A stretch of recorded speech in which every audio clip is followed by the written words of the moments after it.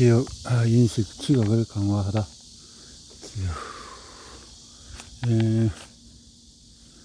2001년의 영화 메멘토에서 배우 가이 피어스는 뇌 손상으로 고생하는 레너드라는 남자를 연기해 보였다. 레너드는 주변 상황을 보고 무엇이 일어나는지 파악할 수가 있다.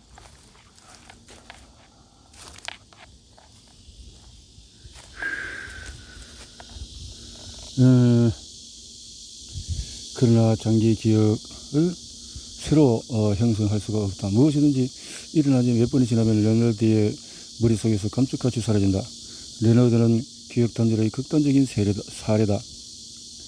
하지만 그런 경우 현실에서 실존한다. 매년 8만 명의 미국인이 두부 타격으로 뇌에 영구적인 손상을 입는다. 뇌졸중의 후유증을 보이는 사람은 70만 명이며 그 가운데 대부분이 뇌 기능을 완전히 회복하지 못한 채 살아간다. 네덜란드 질병센터 CDC의 추산에 따르면 미국에서 500만 명 이상이 뇌 손상에 대한 영구적인 기능 부전을 겪고 있다. 이들의 뇌 기능에 관련해서 겪는 문제는 다양하다. 집중력, 주의력, 기억력, 인지력에 문제가 있는가 하면 말을 하거나 이해하는 능력을 잃기도 하며 자발적인 행동으로 문제를 해결하는 능력도 떨어진다. 자기 기분이나 감정을 제어하는 것도 어려워진다.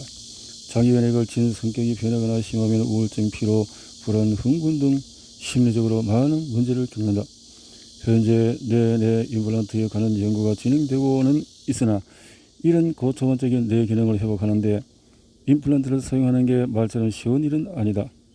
물론 시각, 청각, 촉각, 운동, 동작에 관해서는 어느 정도 해독이 이루어지기는 했다. 하지만 그 같은 감각과 관련한 뇌 활동의 패턴은 매우 구체적이기 때문에 연구하기가 비교적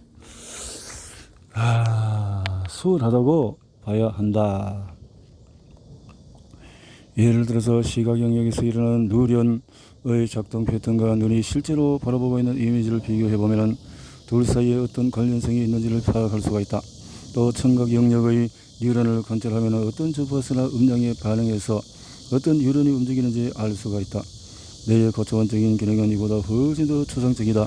집중력, 지각, 기억 등은 무언가 구체적으로 관련 있는 대상으로 표시해 보여줘야 하는데 아직 누구도 성공하지 못한 상태이다. 정기적인 자극을 더해서 감정에 영향을 주는 것과 같은 인상적인 연구 결과가 나오기는 했지만 사실 아직까지는 초보적인 수준에 머물고 있다. 뇌의 고급 기능에 대한 손상을 회복하는 수준에 이르려면 앞으로도 갈 길이 멀다. 한 걸음 한 걸음 진행하는 속도도 상당히 느릴 것이다. 그러나 조금씩이나마 연구가 진전되는 동안에 뇌나 정신이 어떻게 작성하는지 방대한 양의 사실이 새로 판명될 것으로 보인다. 다파 지원을 받는 또 다른 학자인 남부 캘리포니아 대학교의 시오도 버그는 이미 손상된 장기 기억 기능을 회복하기 위한 뇌내 임플란트 연구에 착수했다. 머릿속의 경험을 저장해 둔 다음에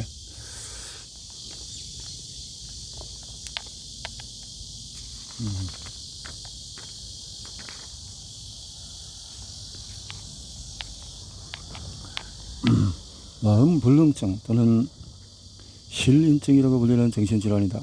이 병에 걸린 환자는 물질을 인식하지 못한다. 가장 유명한 사례는 올리버 섹스의 1995년작 아내를 모자로 착각한 사나이에 묘사되어 있다. 배우자를 옷가지의 하나로 혼동하는 것이 흔하진 않지만은 극단적인 경우에 실제 있을 수도 있다. 다칼로는 원숭이의 뇌를 사용해서 하부 간접 거칠에서 어떻게 물질을 제거하는지 조사하고 있다. 그는 뉴런의 활동을 기록하면서 원숭이에게 고양이와 개의 사진을 보여준 다음에 고양이로도 개로도 보이는 합성 사진을 보여주는 식으로 실험하고 있다. 원숭이들은 고양이를 보면 단추를 누르되 개를 보면 다른 단추를 누르도록 훈련을 받았다. 문제는 다칼로가 원숭이를 속여서 지각을 바꿔 보려 할 때에 나타났다. 예를 들면 원숭이가 개로 보이는 그림을 보는 동안에 고양이를 알아봤을 때 일어나는 것과 같은 뉴런 신호를 보내는 식이다.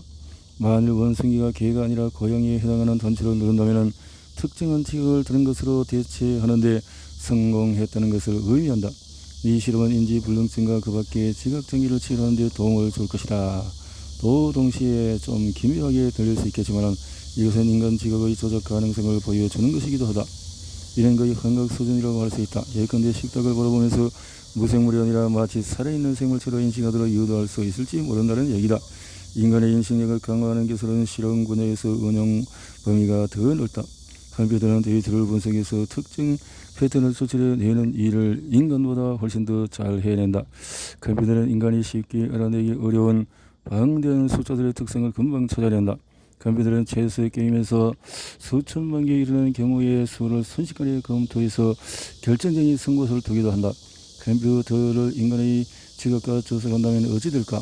우리는 인간으로서 직업에다가 컴퓨터의 통찰력까지 얻는 셈이다. 컴퓨터의 분석 능력을 이용하면서 마치 자기 스스로 깨달은 듯이 느끼게 될 것이다. 그 결과 인간의 통찰력은 더 날카로워질 것이다. 물론 현 단계에서는 추측에 불과하다. 그러나 내 일차적인 감각을 어떻게 지각으로 바꾸는지 규명하기 위해서 여러 기초들이 연구들이 이루어지고 있다. 연구 성과가 계속 쌓인다면 앞서 말한 것과 같은 흥미로운 추측이 현실로 나타날 가능성도 열릴 것이다. 다른 부위의 뇌 손상도 인공신경장치를 사용해서 회복할 수 있지 않을까 생각하는 과학자도 있다. 뇌의 브로카 영역에서 베르니케 영역의 손상을 입은 환자들은 말을 하거나 언어를 이해하는 게 곤란하다. 왼쪽 전두엽 부위의 손상을 입은 환자는 계산이나 고등 수학을 할 수가 없다. 또 정상적인 아이와 자폐증을 보이는 아이를 비교해보면 편도엽과 뇌의 다른 부위에서 구조적인 차이점들이 나타난다. 이 같은 뇌 영역에 대한 실험은 아직 이루어진 적이 없다. 하지만 그런 영역의 손상을 인공신경장치로 회복할 수 있다는 가능성에 대해서 과학자들은 지금 처음으로 진지한 검토를 하고 있다. 연구가 진전되면 이런 문제에 몰두하는 과학자들이 많아질 것이다.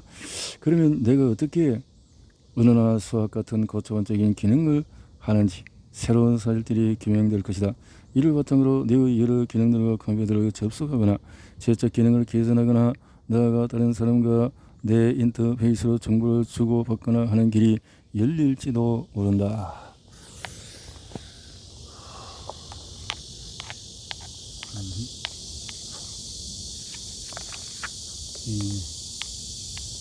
그렇게 하면